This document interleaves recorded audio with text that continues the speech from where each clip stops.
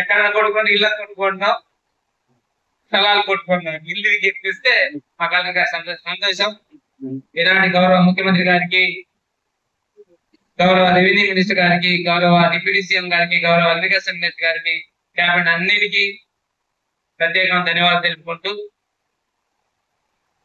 ధరణి పోర్టల్లో కొన్ని ప్రాబ్లమ్స్ ఉంటే దాన్ని సవరణ చేయడానికి భూభారత చట్టాన్ని తీసుకురావడం జరిగింది.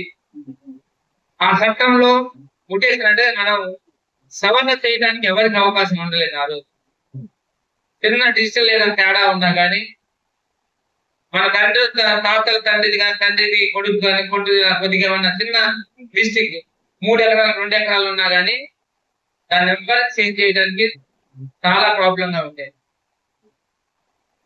దాని నుంచి మనం ఈరోజు సవరణ చేయడానికి కొత్త చట్టాన్ని తీసుకొని వచ్చాం.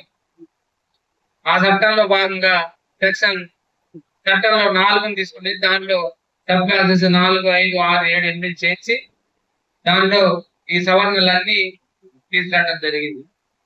మన ప్రకాశానికి వచ్చేసరికి గిరిజనులు నేతలు ఉండే ప్రాంతం ఇదంతా ఇప్పుడున్న ఆల్రెడీ కాటగా 12 అంశాలన్నీ కూడా క్లియర్ గా చెప్పారు. 12 అంశాలలో కూడా గిరిజనులు కానీ, గిరిజన నేతలు కానీ ఎటువంటి ఎవరికి రాకలేదు. ఎవరి భూమి వాళ్ళే ఉంటారు, ఎవరి భూమి వాళ్ళకే ఉంటది. ఇప్పుడు ఈ చట్టంలో కూడా, భూభారతీయ చట్టంలో కూడా చట్టం మార్పు వచ్చిందంటే మీకు తెలుసు. చట్టంలో అనేక ఇబ్బందులు పెట్టాం. ఆ రోజుల్లో ఎంఆర్ఓ చుట్టూ తిరిగాం. ఎంఆర్ఓ నా దగ్గర సంతకం లేదు, ఆడియో గారి చుట్టూ తిరిగారు, నా దగ్గర లేదని. కలెక్టర్ గారి దగ్గర తిరిగారు, కలెక్టర్ గారి దగ్గర లేదని. చాలా మంది కోర్టులు కూడా వెళ్ళారు. కోర్టు చెబుతా కోర్టులకు వచ్చేసరికి మళ్ళీ గ్రామాలకి మళ్ళీ తహసీల్దార్ గారికి పంపారు. తహసీల్దార్ గారి దగ్గర కూడా రికార్డు ఉండేది కాదు. అలానే రీసైక్లింగ్ అవుతా ఉంటే ఇప్పుడు ముఖ్యమంత్రి గారు కూడా వ్యవసాయం నుంచి వచ్చారు, రెవెన్యూ మినిస్టర్ గారు కూడా వ్యవసాయం నుంచి వచ్చిన తర్వాత, కొత్త ప్రభుత్వం ఏర్పడిన తర్వాత చాలా వరకు చట్టం తెచ్చిన తర్వాత చాలా మంది రైతులు ఇబ్బంది పడ్డారు. దీన్ని మార్పు చేయడానికి సవరణ చేయడానికి మంచి చట్టం తెద్దాం, రైతుల పట్ల విశ్వాసంగా ప్రభుత్వం ఒక చట్టం తెచ్చి రైతులకు అనుగుణంగా ఎవరు ఇబ్బంది పడకుండా సవరణ చేయాలని అనేక చట్టాలు ఈ చట్టంలో భాగంగా చేశారు. భూభారతి 6వ చట్టం ఈ సంవత్సరం జనవరిలో చట్టసభలో పాస్ అయింది. అది అయినాక నియమావళి ఏప్రిల్ రోజు 14th ఏప్రిల్ రోజు అమల్లోకి వచ్చింది. ఇది చాలా అంటే మనకి గర్వంగా ఉంది. ఎందుకంటే మన కళ్ళ ముందే ఈ చట్టం చర్చ చేసి అందరి అభిప్రాయాలు సేకరించి ప్రభుత్వం దీనికి అమల్లోకి తీసుకొచ్చింది. ఈ చట్టం ద్వారా ఉద్దేశాలు ఏమున్నాయంటే రైతులందరినీ వాళ్ళ భూమి హక్కులకి సురక్ష కల్పించడం, అదే విధంగా సత్వర పరిష్కారం. ఎక్కడైనా ఏదైనా భూమి హక్కుల గురించి, కాగితాల గురించి సమస్య ఉంటే దానికి సత్వర పరిష్కారం చేయడం, దీని ద్వారా రైతులందరికీ మేలు జరగడం, ఇదే మన ఈ చట్టం ద్వారా ఉన్న ఉద్దేశం.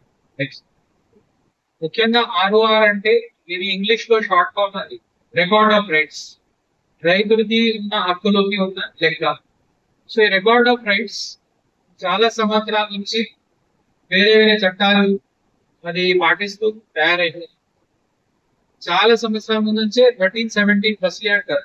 అంటే ఆల్మోస్ట్ 1907 సంవత్సరంలో నిజాం కాలంలో ఒక చట్టం ఉండేది. దానికి సవరణ చేసిన తర్వాత కొన్ని వేరే వేరే చట్టాలు వచ్చినాయి. అదే విధంగా 71లో ROR చట్టం ఉండేది. మీ అందరి ఇంట్లో 2 పాస్ పుస్తకాలు ఉంటాయి పాతవి. అవి ఏంటంటే ఆ 71 సంవత్సరంలో తయారైన చట్టం ప్రకారంగా ఆ పాస్ పుస్తకాలు వచ్చింది. కానీ ఆ కాలంలో పహానీ ఉండేది, పాస్బుక్ ఉండేది. రైతులకి ఎవరికైనా ఇబ్బంది పెట్టాలంటే ఎవరైనా అధికారులు ఆ పాస్బుక్ లో 0 కొట్టేసి కట్ చేసి పహానీలో కూడా పేరు కొట్టేస్తే భూమి లేనంటే. అట్లాంటివి ఉండొద్దు. కాబట్టి ఆధునిక టెక్నాలజీ వచ్చిన తర్వాత ఆన్లైన్ కి రికార్డ్ మార్చడం జరిగింది. దీని ద్వారా ఏ అధికారి అయినా ఇష్టం విధంగా మార్పులు చేయలేదు. సో రైతులకి ఆ విధంగా సురక్ష వచ్చింది. మరిన్ని వీడియోస్ కోసం ఛానల్ ని సబ్స్క్రైబ్ చేయండి. లేటెస్ట్ అప్డేట్స్ కోసం వాట్సాప్ ఛానల్ ని ఫాలో అవ్వండి. ఆ లింక్ డిస్క్రిప్షన్ లో ఉంది.